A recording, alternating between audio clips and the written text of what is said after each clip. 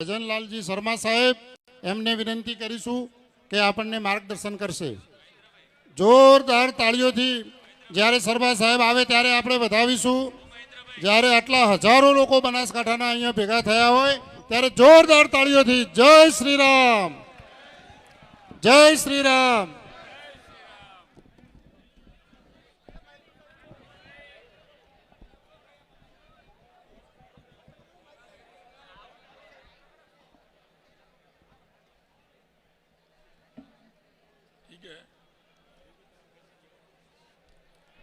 बोलिए भारत माता की। भाई ये बनासकांठा की आवाज है, जरा राजस्थान के बिल्कुल बॉर्डर है तो आवाज तो आगे निकलनी चाहिए कि नहीं निकलनी चाहिए। ये गुजरात की हवा पूरे देश में जानी चाहिए कि नहीं जानी चाहिए। तो जरा जोर से बोलिए भारत माता की, भारत माता की, भारत माता की, अम्बे मात की, धरणीधर भगवान की, पातालेश्वर महादेव की, बनासरी पवित्र धरती की। आज के हमारे बनासकांठा के लोकसभा के प्रत्याशी बहन श्रीमती रेखा बहन चौधरी के नामांकन सभा में हमारे पार्टी के वरिष्ठ नेता मंत्री प्रभारी मंत्री बलवंत सिंह जी राजपूत साहब, सांसद बाबूभाई देसाई जी,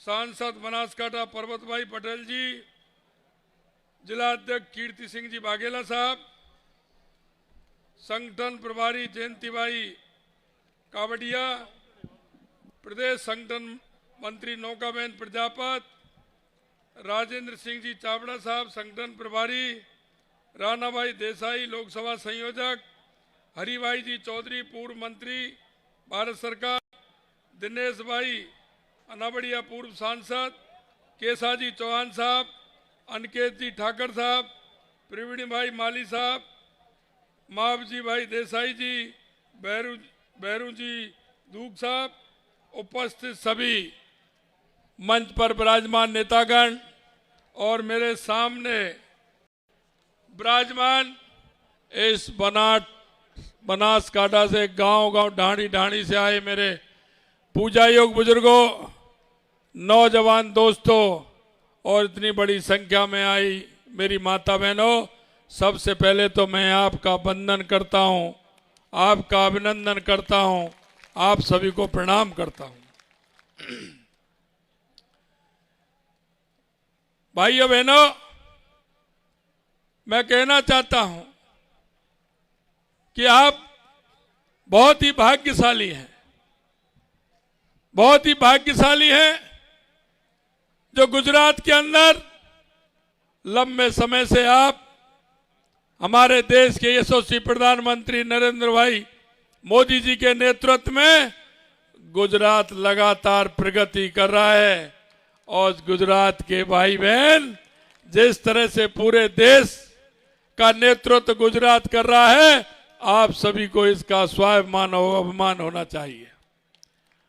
देश के यशस्वी प्रधानमंत्री नरेंद्र मोदी जी ने उन राजनीतिक दलों को मजबूर कर दिया है जिन्होंने 70 साल से भ्रष्टाचार की राजनीति की, तुष्टीकरण की राजनीति की, जाति पात की राजनीति की। उन ऐसे राजनीतिक दलों को मजबूर कर दिया कि आज आप देख रहे हैं जिस तरह से वो राजनीतिक दल अपनी स्थिति को पहचान पाए हैं। एक वो राजनीतिक दल जिन्होंने देश में पंचायत से लेकर के पार्लियामेंट तक उनका राज होता था, आज वो छोटे छोटे दलों से समझौते करने के लिए तैयार हो रहे हैं। उन दलों के साथ समझौते करने को वो कांग्रेस तैयार हो रही है जिनकी राज्य में 1 या 2 सीट होती हैं। उनको इतना स्थिति उनकी खराब हो गई क्योंकि उनकी स्थिति खराब इसलिए हुई थी कि उनकी कथनी और करनी में अंतर था। वो जनता के सामने आते थे, हमेशा गरीबी हटाओ का नारा देते थे, हमेशा वो गरीब को गरीबी हटाने का नारा तो देते थे, लेकिन कभी उनका गरीब से वास्ता नहीं रहा, कभी गरीब से वास्ता नहीं रहा। वो किसानों की बात करते थे, किसानों के हित की बात करते थे, किसान को आगे बढ़ाने की बात करते थे, लेकिन कभी उन्होंने किसान को नजदीकी से नहीं देखा। अगर गरीब को नजदीकी से देखा है, किसान का अगर भला किया है, तो देश के यशस्वी प्रधानमंत्री नरेंद्र मोदी जी ने किया है, नरेंद्र मोदी जी ने किया है। आप देख रहे हो 2014 के बाद देश की स्थिति बदली है। गरीब कल्याण की योजनाएं हो या देश का विकास हो या हमारे देश की सीमाएं सुरक्षित हो या दुनिया में भारत का बढ़ता हुआ जलवा हो, भारत का बढ़ता हुआ मान और सम्मान हो।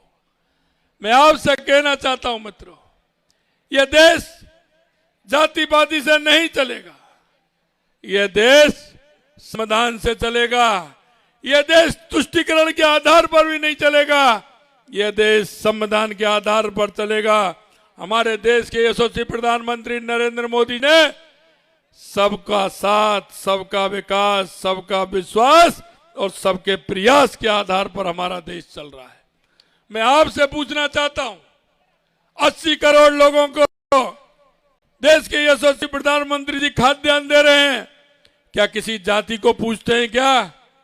किसी जाति के बारे में बात करते हैं क्या? क्या किसी धर्म के बारे में बात करते हैं क्या? हमारा समानता के आधार पर हम सोचते हैं कि 130 करोड़ भारतवासी हमारे भाई बहन हैं, उन सबका दायित्व अपने पास है, देश के यशस्वी प्रधानमंत्री नरेंद्र मोदी जी कहते हैं। मैं आपसे कहना चाहता हूं मित्रों, इस देश में भ्रष्टाचार से भ्रष्टाचार होते थे। 2014 से पहले आपने देखा होगा, हजारों करोड़ रुपए के भ्रष्टाचार होते थे, गरीब कल्याण की बातें होती थी, तुष्टीकरण के आधार पर सरकारें चलती थी। आपने देखा होगा 2014 के बाद देश में कहीं एक भी कोई भ्रष्टाचार देखा है क्या? देश में कोई एक भी भ्रष्टाचार देखा है क्या? 2014 से पहले देश की स्थिति ऐसी होती थी, कोई भी बड़ा शहर होता था, भीड़ भाड़ का होता था, कहीं आतंकवादी आते थे, बम फोड़ करके चले जाते थे, कहीं रेलवे स्टेशन पर बम फोड़ करके चले जाते थे। लेकिन आज आपने देखा है, कोई आतंकवादी आता है क्या? आंख उठा करके देखता है क्या? मैं आप लोगों से पूछना चाहता हूं, आंख उठा करके देखता है क्या? क्योंकि ये देश के यशस्वी प्रधानमंत्री नरेंद्र मोदी जी के नेतृत्व में कोई की हिम्मत नहीं कि वो आंख उठा करके देख सके, आंख उठा करके देख सके। मित्रों, यह चुनाव बहुत महत्वपूर्ण चुनाव है, यह चुनाव बहुत ही महत्वपूर्ण चुनाव है, यह देश को आगे बढ़ाने का चुनाव है, 2047 तक विकसित भारत बनाने का चुनाव है। दुनिया में भारत माँ का जो स्वामी विवेकानंद जी ने कहा था कि 21वीं सदी भारत की होगी, उस नरेंद्र से लेकर के इस नरेंद्र तक आप परिवर्तन देख रहे होंगे, परिवर्तन देख रहे होंगे। किस तरह से देश के अंदर परिवर्तन हुआ है। दुनिया में अगर कहीं हमारे भारत के लोग रहते हैं, वो जाते हैं, तो उनका किस तरह से सम्मान होता है। आने वाला समय आपका है, दुनिया में भारत का डंका बोलेगा, ये समय आपका है, क्योंकि देश के यशस्वी प्रधानमंत्री नरेंद्र मोदी जी दुनिया की किसी भी देश की यात्रा पर जाते हैं, दुनिया के लोग देखते हैं कि भारत के यशस्वी प्रधानमंत्री नरेंद्र मोदी जा रहे हैं, पता नहीं क्या कहेंगे क्या नहीं कहेंगे। वो दुनिया के देश जो दोनों महाशक्तियों की वजह से डरते थे, आज वो कहते हैं कि हमारे ऊपर भारत का पूरी तरह से हाथ है, और वो दुनिया के सामने किस तरह से रहते हैं वो आप सभी को मालूम है। मैं आपसे आग्रह करना चाहता हूं मित्रों, यह बनासकांठा राजस्थान की सीमा से जुड़ा हुआ है। हमारा राजस्थान और गुजरात एक ही है। मैं आज महसूस कर रहा हूं कि राजस्थान से आया हूं, लेकिन मैं महसूस कर रहा हूं कि मैं मेरे दूसरे घर में आया हूं, क्योंकि हमारा सीमा लगी हुई है। क्योंकि मुझे पता है राजस्थान का वो जालौर बाड़मेर का हिस्सा जो पानी के लिए परेशान रहता है, मैं आपके माध्यम से हमारे यशस्वी प्रधानमंत्री नरेंद्र मोदी जी को धन्यवाद देना चाहता हूं। आपको भी धन्यवाद देना चाहता हूं कि जब राजस्थान में पानी की किल्लत थी तो गुजरात ने नर्मदा का पानी दे करके राजस्थान के उन सूखे कंठों को पानी पिलाने का काम इस गुजरात की धरती ने किया था, गुजरात की धरती ने किया था।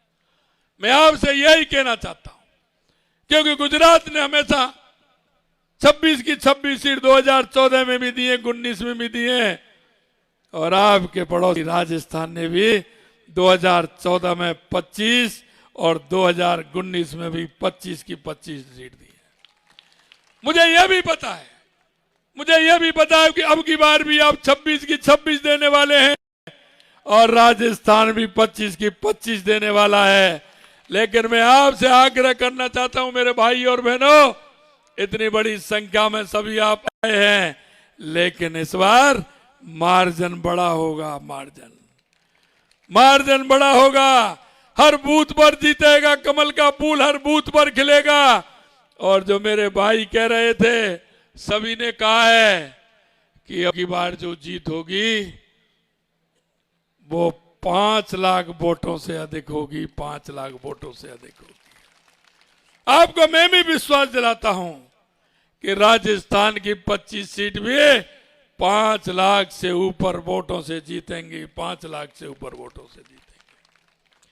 मुझे पता है राजस्थान की हवा इधर आती है, गुजरात की हवा उधर आती है। हमारा बहुत नजदीक का संबंध है। आप जब राजस्थान की बात करते हैं तो आपके रिश्तेदार मिलने वाले राजस्थान के अंदर हैं, और राजस्थान वालों के हम सभी के यहाँ भाई बंद सभी से बातचीत होती रहती है। और बनासकांठा तो बिल्कुल मानो कि 10-20 हजार लोग डेली इधर आते हैं उधर जाते हैं। रिश्तेदारी है, रोटी बेटी का संबंध है। मैं आपसे इतना ही कहना चाहता हूं, इतना ही निवेदन करना चाहता हूं मेरे भाई और बहनों, ये जाति पाति का चुनाव नहीं है, जाति पाति का चुनाव नहीं है, यह राष्ट्रवाद का चुनाव है, यह देश का चुनाव है। आपने देखा होगा जिस तरह से यशस्वी प्रधानमंत्री नरेंद्र मोदी जी के नेतृत्व में हमारी वो गुलामी के चिन्ह जो थे उनको मिटाने का काम किया है, और हमारे सांस्कृतिक पुनरुत्थान के काम थे उनको माननीय देश के यशस्वी प्रधानमंत्री नरेंद्र मोदी जी ने, आपने देखा होगा, चाहे हमारा सोमनाथ का मंदिर हो या महाकाल उज्जैन का मंदिर हो या हमारा राम मंदिर हो, 500 साल से भगवान राम टेंट में रहते थे। हम कांग्रेसियों कहते थे जब हम कि राम लला हम आएंगे मंदिर वहीं बनाएंगे, कांग्रेस वाले पीछे जोड़ते थे तारीख नहीं बताएंगे। अरे हमारे देश के यशस्वी प्रधानमंत्री नरेंद्र मोदी जी ने शिलान्यास की भी तारीख बता दी, उद्घाटन की भी तारीख बता दी। 22 जनवरी को उद्घाटन होगा, उनको निमंत्रण भी दे दिया। उन्होंने उस प्राण प्रतिष्ठा का निमंत्रण भी ठुकराया। तो मैं आपसे कहना चाहता हूं मेरे भाई और बहनों, उन्होंने राम का निमंत्रण ठुकराया तो कांग्रेसियों में से राम भी निकल गए, राम भी निकल गए, क्योंकि उनको कहीं भी अपना प्रत्याशी भी नहीं मिल रहा है। मैं राजस्थान की बात करूं तो 4 जगह तो ऐसा हुआ है कि जिनको टिकट दिया वो वापिस हो गए। उन्होंने कहा कि साहब हम नहीं लड़ना चाहते हैं, हम काय के लिए लड़े, हम नहीं लड़ना चाहते हैं। कुछ लोग ये कह रहे हैं कि साहब हमको तो वैसे ही टिकट दे दिया, हम तो लड़ना ही नहीं चाहते थे। बार बार टिकट बदल रहे हैं, क्योंकि जो राम का नहीं तो राम जी को भी पता है, जो राम के काम का नहीं वो किसी के काम का नहीं। मित्रों, मैं आपसे यही कहना चाहता हूं, आज आप रेखा बहन के इतने बड़े नामांकन के रूप में आप आए हैं।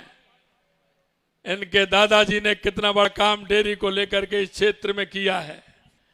इस बनासकांठा में डेयरी का काम बड़े क्षेत्र में उन्होंने किया है। निश्चित रूप से रेखा जी आपकी सांसद बनेंगे, इस बनासकांठा का विकास भी होगा और देश के यशस्वी प्रधानमंत्री नरेंद्र मोदी जी राजस्थान और गुजरात का तो विशेष ख्याल रखते हैं, ये तो आपको पता है। मुझे पता है, मेरी 40 साल से मेरी पानी की परेशानी राजस्थान के अंदर थी। हमारी सरकार अभी 4 महीने पहले बनी है, लेकिन राजस्थान के अंदर जो हमारे पानी के समझौते थे, देश के यशस्वी प्रधानमंत्री नरेंद्र मोदी जी ने जो इतने बड़े समझौते थे 40 साल से नहीं हुए। कांग्रेस वाले सिर्फ बहाना बनाते थे, हमारे प्रधानमंत्री जी ने तुरंत राजस्थान के दोनों समझौते करके राजस्थान के लोगों को पीने के पानी की व्यवस्था की और उनको सिंचाई की व्यवस्था भी करने का काम किया है। मैं इसलिए आप सभी से निवेदन करना चाहता हूं कि हम जीतेंगे, लेकिन हमारी जीत जैसा मैंने कहा कि हर बूथ पर भी होगी, 5 लाख से ऊपर होगी। मुझे विश्वास है ये बनासकांठा के लोग हैं, एक बार कह देते हैं तो करके दिखाते हैं, ये मुझे विश्वास है। अंत में मैं आपसे इतना ही कहना चाहता हूं, 5 लाख वोटों से जिताओगे ना? अरे जिताओगे ना? तो हाथ खड़े करिए ऊपर दोनों। अरे ये पंजा मत दिखाइए, इसने तो देश को गंजा किया है। हनुमान जी की मुट्ठी, हनुमान जी की मुष्टिका बांधिए और जोर से बोलिए, भारत माता की, भारत माता की, भारत माता की। जय जय श्री राम, जय जय श्री राम, जय जय श्री राम। बहुत बहुत धन्यवाद। जय हिंद, जय भारत। ખૂબ ખૂબ આભાર આદરણીય મુખ્યમંત્રી સાહેબ। તમામ અહીંયા ઉપસ્થિત લોકોને વિનંતી છે કે અહીંથી આપણે રેલી સ્વરૂપે કલેક્ટર કચેરી આવેદનપત્ર આપવા માટે જવાનું છે, તો તમામ લોકો રેલીમાં જોડાય। સોરી, ફોર્મ ભરવા માટે આપણે જવાનું છે। તમામ લોકોએ આપણે ફોર્મ ભરવા માટે કલેક્ટર કચેરી જવાનું છે, તો તમામ લોકોને રેલીમાં